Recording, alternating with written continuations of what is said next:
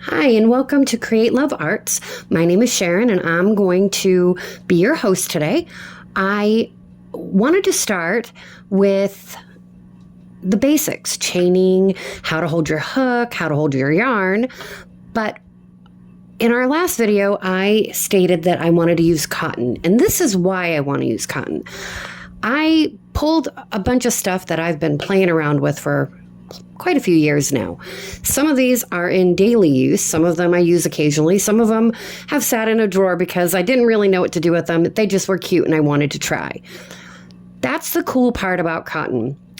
The other cool part about cotton is, other than it's easy to use, is that it's versatile. You can use this with heat, where acrylics and wool you really can't. But cotton, you can put it in the microwave. You can use it to wash your dishes. You can use it as a coaster for leaky cups. You can use it as a dishcloth, a face cloth, a placemat, which is what I've made for my family. I have 4 of these, and we tend to use these a lot more because they're quickly thrown in the wash, dried, and they look fine all the time. They hold up really, really well. There are different kinds of cotton, and so you have to be careful what you're using. In fact, that crochet thread that we talked about before is technically cotton. It's just a much, much smaller version. There are thicker versions and thinner versions. The standard version is the 4-weight, basically kitchen cloth cotton.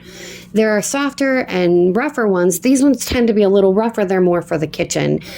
But there are also smooth ones, and they're all still 100% cotton. It's whether they're brushed cotton or not.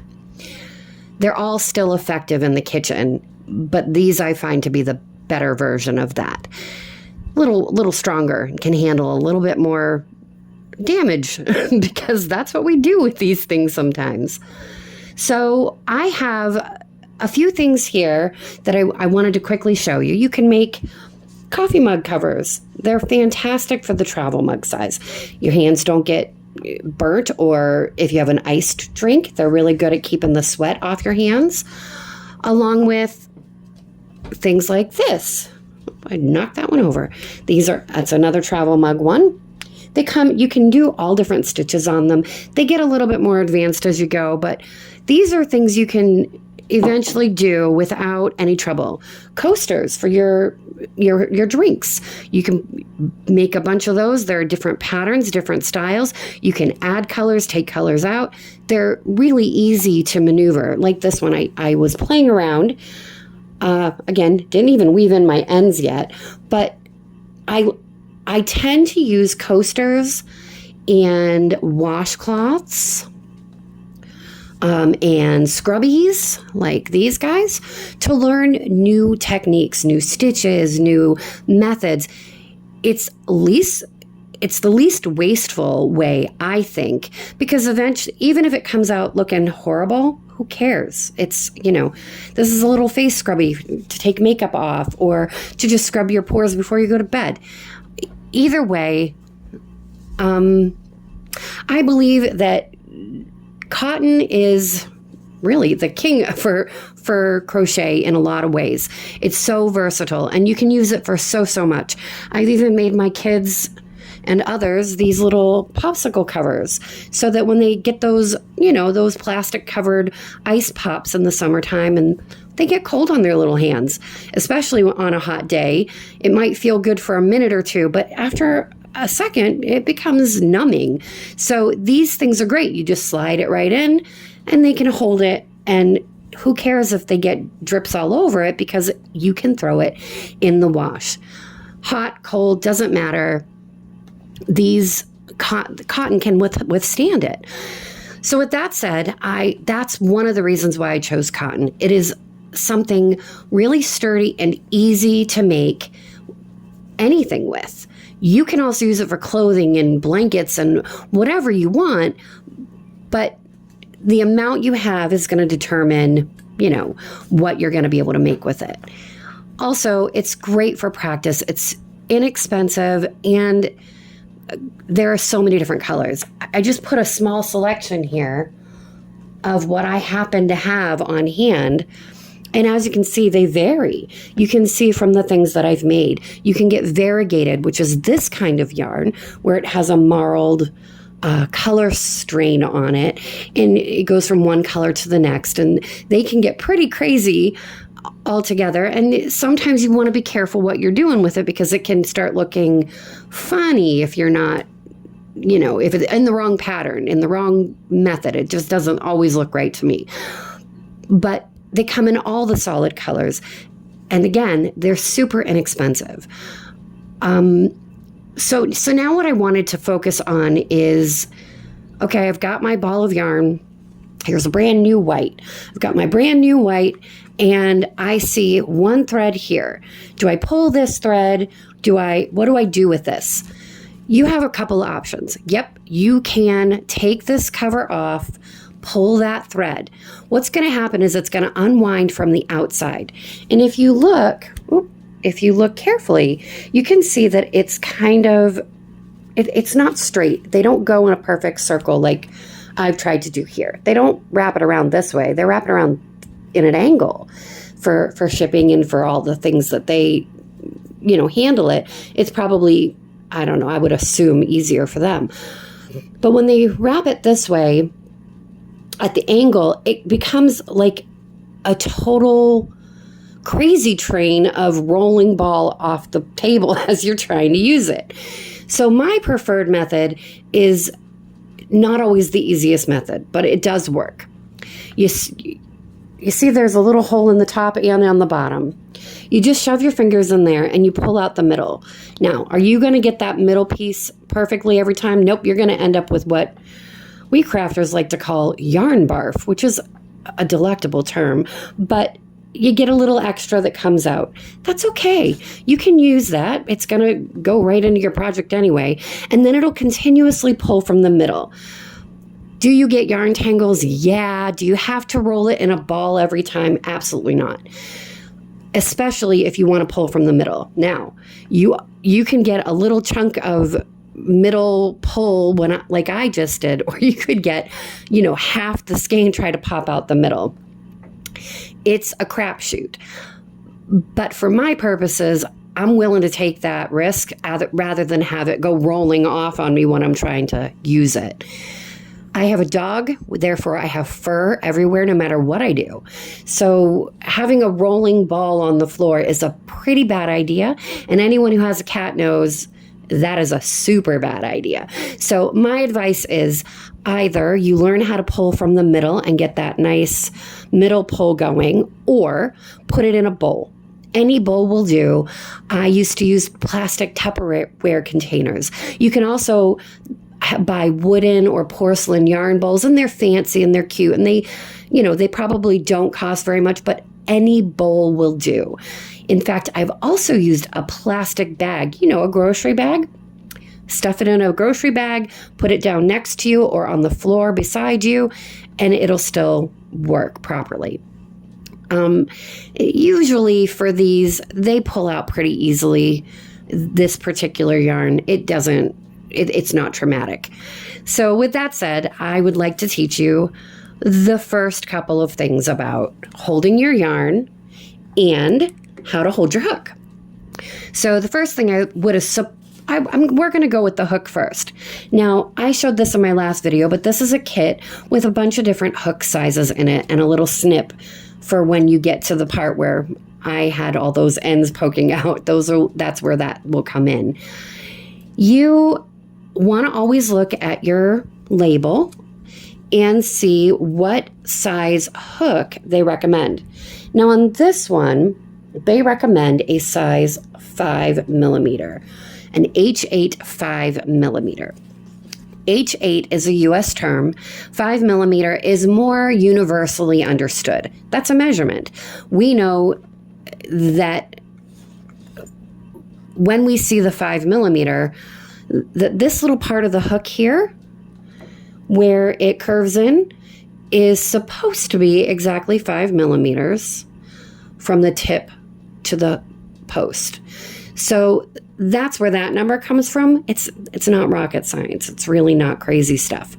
It's just so that you have the right amount of pull tension and how you're holding it and what you're doing with it and how you want your pattern to come out. I could use a bigger size and have this particular pattern that I made, I could use a hook size bigger and make it larger. It would actually make the piece itself bigger at the end without any extra effort from me. I could also use a smaller hook and make this smaller.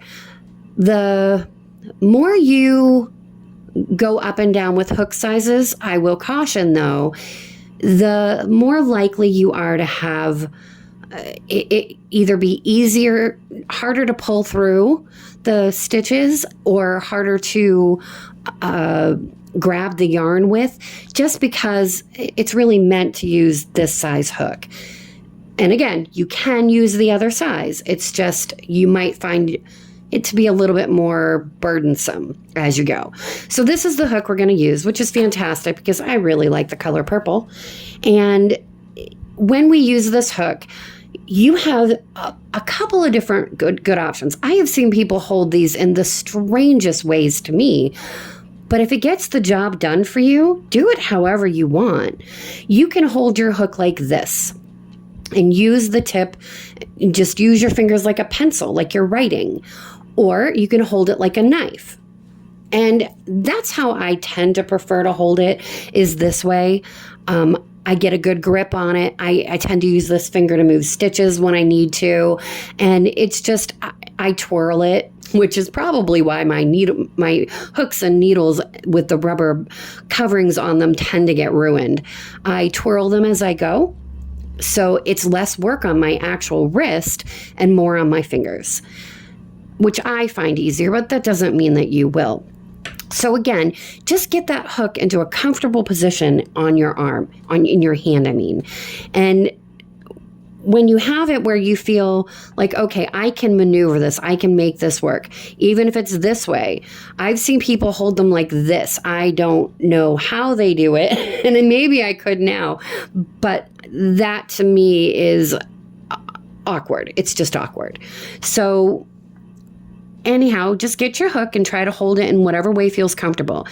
It's okay if you change positions. In fact, it's probably better for your hands if you're not continuously holding it the same way all the time. So, play with it. Figure out what works best for you. And on to the yarn. So the first thing I like to do is pull a bit out. So if I get that yarn bar, it doesn't bother me. I just set it off to the side. That's something I can really use beautifully. I will use it. So when you've got your yarn in your hand and you've got a nice length going with it, the first thing you want to do is make a slip knot. Now, everybody knows, well, maybe not everybody, but there's a whole band named Slipknot, which I'm sure has absolutely nothing to do with yarn arts. However, I'm going to use that as an example. Slipknot is a very, very simple knot.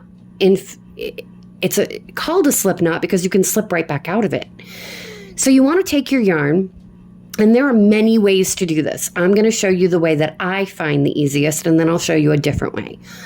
So you take your yarn, you hold the end, the cut end in one hand, and in the other hand, you just pop it through the middle.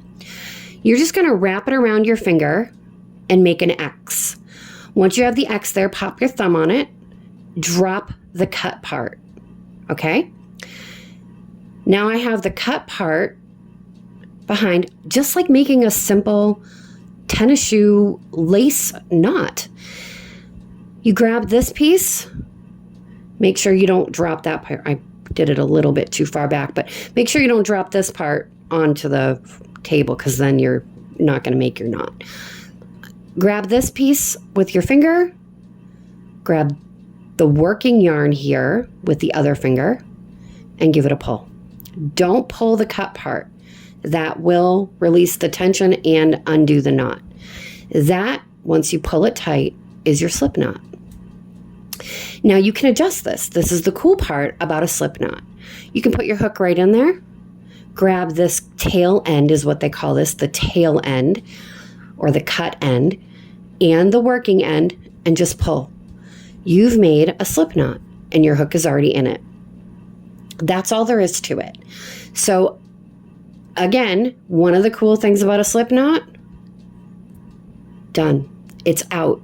That's all you have to do. You make a mistake, you just pull it back out. It didn't hurt the yarn, didn't hurt your hook, didn't bother anything. So I'm going to go up a little bit higher this time when I show you the next way to do this. You can lay it on the table. I'm going to move this camera down just a bit. You can lay it on the table if you're uncomfortable holding it and maneuvering your fingers that way. Keep your cut end where you can see it. In fact, you can bring your cut end straight down in front of you. Make it like a straight line. Grab your working yarn end and make the X. You're just making a crossover. Then you can pick up this, and I've seen people drop it on top of that. I don't understand how they do that, but I like to pick it up at the X. Make sure that you don't drop that X. That X is the important part. Pull the long strand of working yarn behind it, and then they tend to grab their hook, grab the long strand, and then pull the two. It's the same method, just with one with a hook, one without. And then you can just change it, pull it tight. You don't want your yarn on your hook to look like this. Do you see how it's kind of flopping around? It's too loose. You want to make sure that you tighten it up. I think I'm backwards in here. There we go. Tighten it up. I was right the first time. It wants to fight with me. That's okay. So you want to tighten it back up to your hook. Once you've got it to where it's sitting on your hook, you can move it back and forth, but you can't really pull it off of there. That's your slip knot. That's all you need to do. Your hook, if you didn't have your hook in your hand when you did this, just pop your hook in. The tail end is going to stay down here by your fingers. I like to hold it, especially when I'm chaining. You don't want to start chaining and chain this part in and make a chain with it. The reason why is because you're going to run out. You're not going to have enough, and you're backwards. So you're going to, it's going to not work. So I like to hold mine with my hook. And that way I don't have the chance of it doing that, because that freaks me out. I've had it happen, and I'm here to tell you, when you're chaining and you're starting a new project and you're all excited to get going, and boom, you've run out of yarn because you chained your tail instead of your working yarn, it is not pretty. So now that you have your hook and your slip knot on your hook, you're going to learn how to hold your yarn. Now, there are also many ways for people to do this. Some people wrap it around their pinky and, do all kinds of twists and turns and wind it up. You want good tension, but you don't want it to be so tight that you can't put a stitch through it. So I just pop it over my pinky, pop it over my index, and go. That's it. My goal is to be able to move it easily and effectively back and forth. Move my fingers, move the yarn. And it pulls, you can see how it pulls through your fingers that way.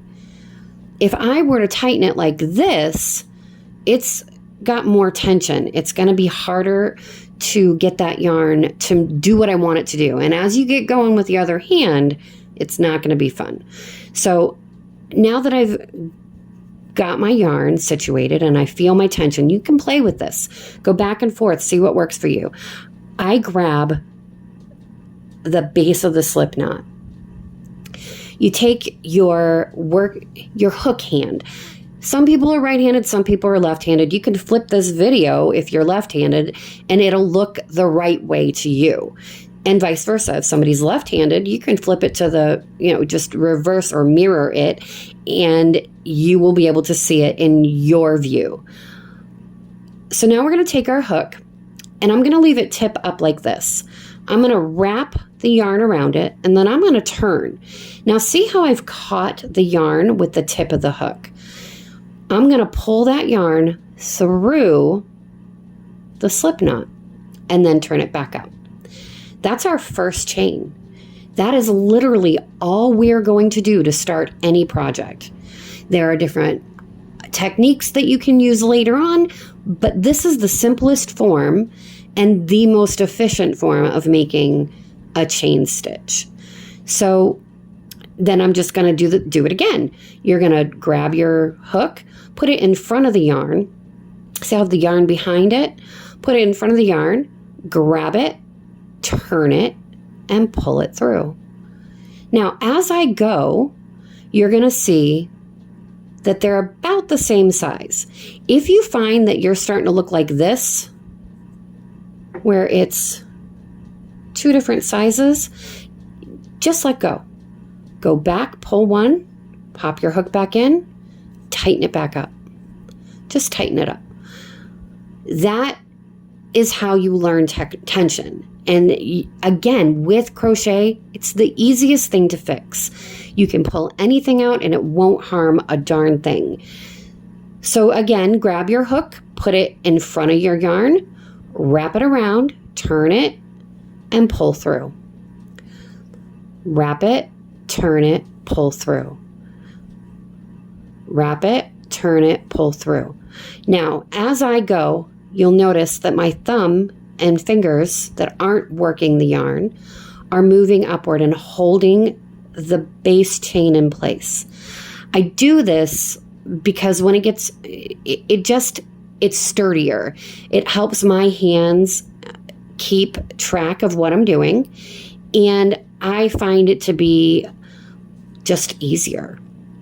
And you can get really fast with this. Once you're, good to go, becomes one of the easiest things to do. It is technically the easiest thing to do. So now I've got however many chains here to begin. That's a chain. That is the beginning and sometimes the end in some projects. So now I want you to see just how easy that is. And we'll do a couple more real quick. Pinky, index, grip. That's how I remember it. And it's probably from when I was very little. I don't remember. But that's something that happens in my head when I'm doing this. Pinky, index, grip. And then I know I can begin. So I've got my yarn on my hook. My first loop there is still, it's the next loop, but my loop is still there. Hook in front, yarn in back, grab that yarn, turn it, and pull it through. Grab it, pull it through. Grab it, pull it through. And you see how I turn as I'm going. I want that hook to hold the yarn for me. I'm not physically jamming this thing like I'm going in through the eye of a needle with my fingers. The hook is doing the work. I'm using my fingers to turn it so that the hook is doing all the work. And that's it. I think I want to end with this, the counts. So I had, when you're done, you can also pull this loop really big so that you don't lose anything and drop your hook. I had a heck of a time when I first seriously began doing this, trying to figure out how many I had. And so I'd like to show you how to count this real quick. Every one of these is a loop, and you can see the loops. You want to count right where that V is. So let's see how many I actually made, because I didn't count as I was going. And counting will be important as you go along. So I'm just going to count them like this. There's 1, 2, 3, 4, 5, 6, 7, 8, 9, 10, 11, 12, 13, 14, 15, 16, 17, 18, 19, 20, 21. I have 21 chains there. And that means when I turn this project, I'll have 20 chains if I'm doing a single crochet. And we'll get into that the next time. But that is all. That's how you chain. It's not that hard, but it can take a lot of practice to get it right. So I want you to go off on your own, give it a shot, try it over and over again. When you're done chaining, you just take your working yarn, the yarn that's attached to your ball or skein, and give it a pull. Pull it. If you don't want this anymore, just pull. As you pull, each stitch will release itself. No damage has occurred. Use the same skein of yarn over and over and over again. And you can either leave your Slipknot or pop it out. All right. Well, I hope y'all have a really great day and that this was helpful to you. And I hope to see you back for our next lesson, which is going to be how do we get past the chain? What do we do after the chain? So have a great day.